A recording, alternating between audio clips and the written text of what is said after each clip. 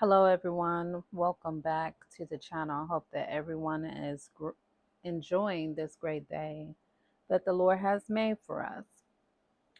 Now, I realized on the last video I said that Jesus did 5 miracles, and I forgotten to mention that he had fed the multitude. So I only listed or said 4 verses 5. So let's begin in chapter 10 and feed our souls. Verse 10 says, Verily, verily, I say unto you, he that entereth not by the door into the sheepfold, but climbeth up some other way, the same is a thief and a robber. But he that entereth in by the door is the shepherd of the sheep. To him the porter openeth, and the sheep hear his voice. And he calleth his own sheep by name, and leadeth them out. And when he putteth forth his own sheep, he goeth before them, and the sheep follow him, for they know his voice. And a stranger will they not follow, but will flee from him, for they know not the voice of strangers. This parable speak Jesus unto them, but they understood not what things they were which he spoke unto them. So they didn't understand this illustration about him being the shepherd of the sheep, and the sheep that would hear his voice and would not hear or follow the voice of a stranger. Then said Jesus unto them again, Verily, verily, I say unto you, I am the door of the sheep. All that ever came before me are thieves and robbers. Oh, let me repeat that. All that ever came before me are thieves and robbers, but the sheep did not hear them. I am the door. By me, if any man enter in, he shall be saved, and shall go in and out and find pasture. The thief cometh not, but for to steal, and to kill, and to destroy. I am come that they might have life, and that they might have it more abundantly. And so I wanted to stop there, because I think about this in chapter 10, where he says what the thief does, what the enemy does to steal, kill, and destroy. God don't go around to say, I'm going to kill, steal, and destroy. Who did he say do that?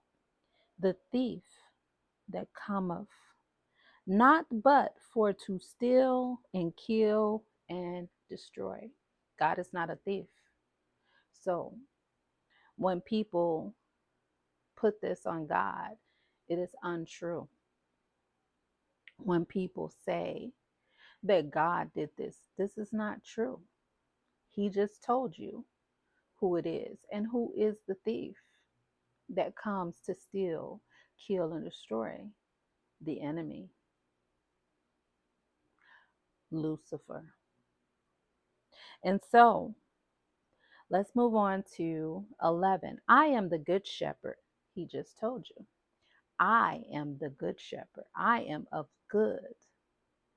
So if he is the good shepherd, how is it that some folk label him as a killer, stealer, and destroyer? That is not him. He's telling you who he is. He told you who the thief was. He told you. And so he says Now I'm going to tell you who I am. I am the good shepherd. The good shepherd giveth his life for the sheep. Is there anyone that know of anyone that has given his life for the sheep but the good shepherd? Who is the good shepherd? Jesus. Okay. So verse 12 says, "But he that is an hireling and not the shepherd, whose own the sheep are not, seeth the wolf coming, and leaveth the sheep, and fleeth, and the wolf catcheth them, and scattereth the sheep." The hireling, you know, when they see a wolf, they're going to run off and leave you and everybody else. In verse 13, he says, "The hireling fleeth because he is a hireling and careth not for the sheep." And so I would say, I would say that that is definitely true, because if someone runs off and leave you, they do not care. And he said in 14, "I am the good shepherd, and know my sheep, and I am known of mine. As the Father knoweth me, even so know I the Father. And I lay down my life for the sheep." So he's letting you know he didn't run off. He stayed and gave his life for the sheep. "And other sheep I have which are not of this fold. Them also I must bring. They shall hear my voice, and there shall be one fold and one shepherd." There's going to be one flock and one shepherd. "Therefore doeth my Father love me, because I lay down my life, that I might take it again. No man taketh it from me, but I lay it down of myself.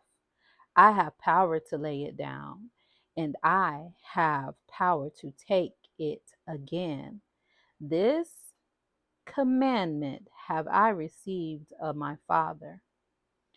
And so he said, nobody, take of my life. I've already have made this choice to lay down my life for the sheep, that the sheep may be saved, and that there will be one flock and one shepherd.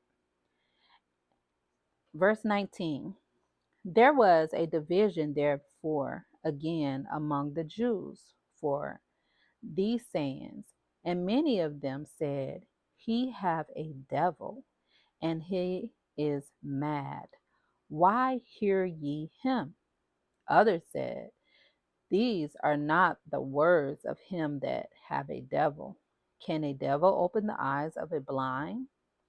So they remember that he came and did something that no one has ever done, and that was to give sight to a blind man. "And Jesus walked in the temple in Solomon's porch. Then came the Jews round about him and said unto him, How long doest thou make us to doubt? If thou be the Christ, tell us plainly." So they're like, "Why are you keeping us in suspense? Tell us." Jesus answered them, "I told you, and you believe not. The works that I do in my Father's name, they bear witness of me." And so we're going to stop there. There's not many verses. And then we'll go into chapter 11. But I hope you have enjoyed the reading and the food um, for today. And I hope you continue to read and stay encouraged as well as pray. Until next time, God willing.